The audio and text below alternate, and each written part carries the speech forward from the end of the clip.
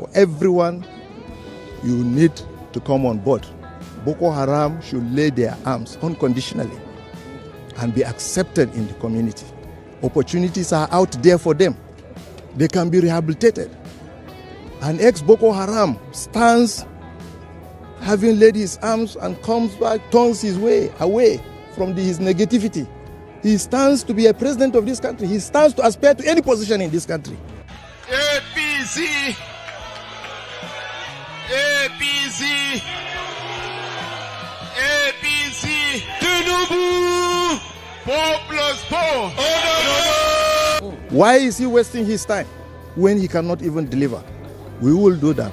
But we have appealed to them, including their detractors, their collaborators, to see reason to, as fast as possible, quickly drop their arms so that we can once again reoccupy our peaceful position in Nigeria. The legacy of a disgraced country. Yes. Okay. The Nigerian president, Bola Ahmed Tinubu, departs Nigeria today, being 19th of November 2025, and he is heading to Johannesburg, South Africa, and he will also be going to Angola, and this is in response to the G20 summit that we held in South Africa. According to Sunday Diary, said President Tinubu is set to leave Abuja on Wednesday for a visit to two nations, Johannesburg, South Africa, and Angola. President Tinubu will, in Johannesburg, participate in the 20th G20 Leaders Summit.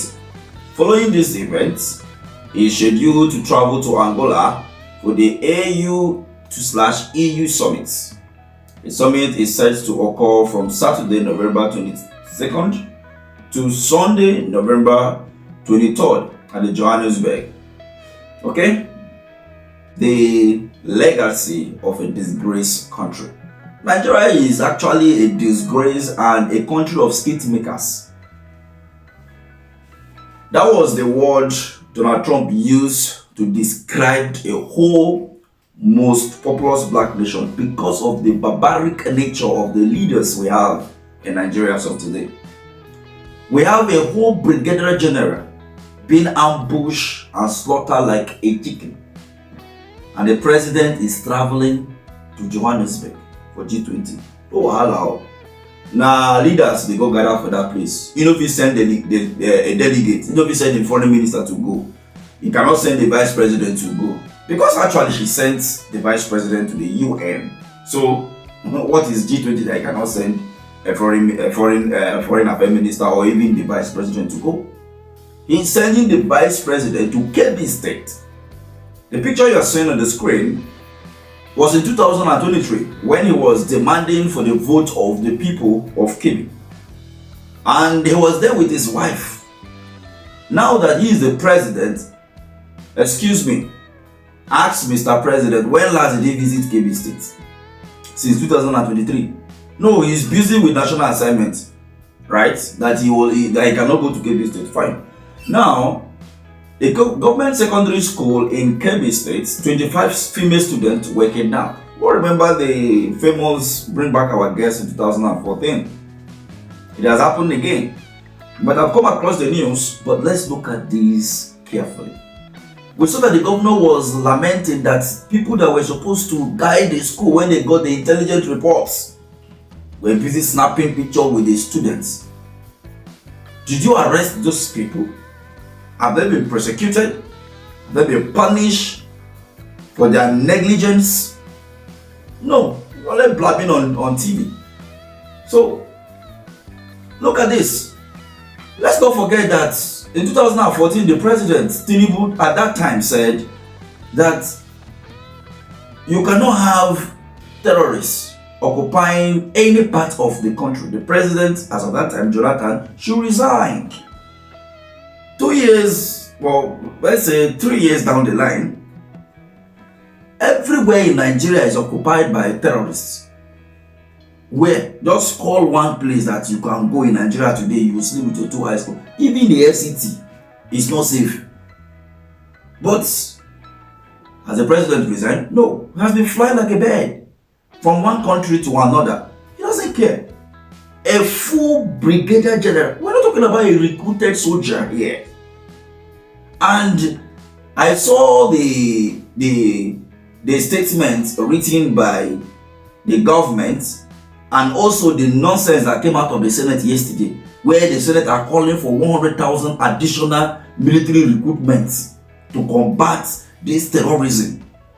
This is the madness of highest order. The one that you have already, how have you been able to safeguard them and for them to be able to fight these terrorists?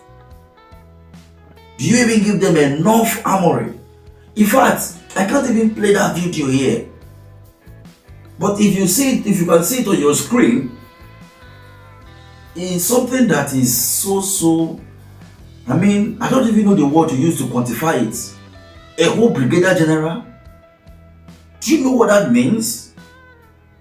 Look at the way he's begging for his life.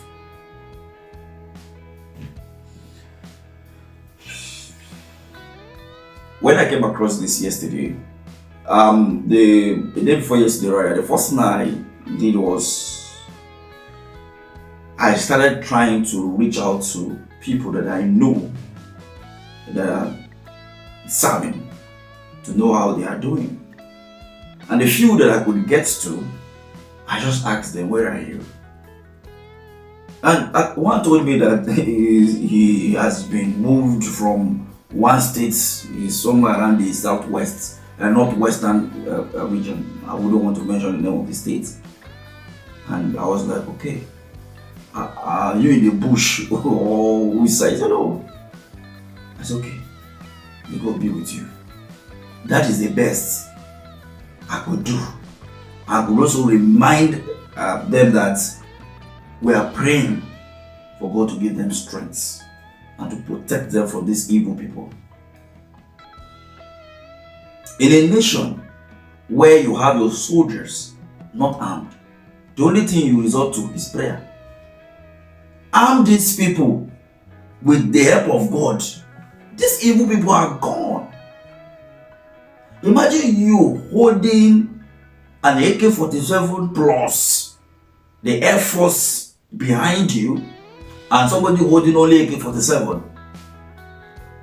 You don't need to do fasting and prayer to take down. It's just like somebody holding cutlass and you are holding an AK-47. Do you need to pray before you take that person out? No, make it make sense to me now. Somebody is standing 100 meters away from you. You are with AK-47, the person is holding cutlass, and the person is coming to attack you. Tell me, do you need to kneel down to pray to God to take that person out? God have already provided the accessory needed for you to end these evil people. But you are still turning back to him to pray. It's just like you going to the toilet to ease yourself, and then when you are done, instead of you to flush it, you go and kneel down and be praying to God to come and help you flush it. Is that not insanity? Everything has been provided for you, but in Nigeria, that is not the case. We have the human resources, but what will enable this human to perform their duty is not there. And the people that are supposed to provide this thing continue to siphon this money. That is the reason why you hear people saying that Donald Trump, the US, should help Nigeria with weapons. Which of the weapons? Oh, so that they will still ambush a brigadier general and then collect the weapon that has been given to Nigeria, right? This is the reason why we say Donald Trump should please come quickly. Yes, so he should come quickly because he's not coming to attack Nigeria or Nigerian army. And some of us have been saying that if US should come here, don't bring your boots here, no problem. Just come, do your airstrike like you used to do in other parts of the world. Those that are sponsored, those wherever they are hiding, even if they are hiding under the bed of any governor, just take them out. Even if they are hiding under the kitchen of Mr. President, strike them out. This nonsense have to stop. Since the government is not doing it, how can a whole brigadier general is being in a week where we had a confrontation between a civilian and a military, and a news that there is an assassination attempt on a military officer who had a confrontation with a civilian. Then the following week, we now have 25 girls kidnapped. The same period, we have a whole brigadier general being killed, and the president is traveling out of the country. And do you know the worst of all? That when this issue were happening, not that they were not aware, they knew 24 hours after this whole madness happened, the vice president was receiving people decamping from wherever to APC in Kogi. You can see the video playing. So, make it make sense. Did this, and okay, president of the dead army and vice president of the graveyard. That is what it is. Because these people, I don't know, are they going to be president, governors, senators, and whatever over dead people or over the resources? I don't know. You have to protect the life of these people. For every military officer watching this video to this point, this is my own take to you. Just like your former chief of defense staff said, that if you find yourself in a position where your life is at risk, that of your colleague is at risk, the community you are asked to protect is at risk, defend yourself, engage, do not wait for any order from above. Nobody is coming to save you. Nobody. Nobody. Nobody. So you know what to do. Use the arm in your hand to defend yourself. At least you have a license to hold it. If at a point where they said you people should not engage, and if you don't engage, you are going to die. So, if you engage and they dismiss you from service, you still have your life, Abi. So, decide which one to do. If you want to die, die. We will still rest in peace. But if you want to engage and they dismiss you, you have your life, you go back to your family. Nobody is coming from to save anybody in this country as it stands. Because I see no reason why Mr. President, during Jonathan's time, Jonathan went to Maiduguri on uniform. He went to Maiduguri for morale boosts. He went to Maiduguri to lead from the front. But for the last 10 years of the stupid government of APC, none of them have gone to anywhere to even boost the morale of the... No. Especially this current one in Nasoro. He doesn't care. He's always running with propaganda here and there, flying like a bird from one country to another. And they will be deceiving themselves and deceiving people that cares to listen.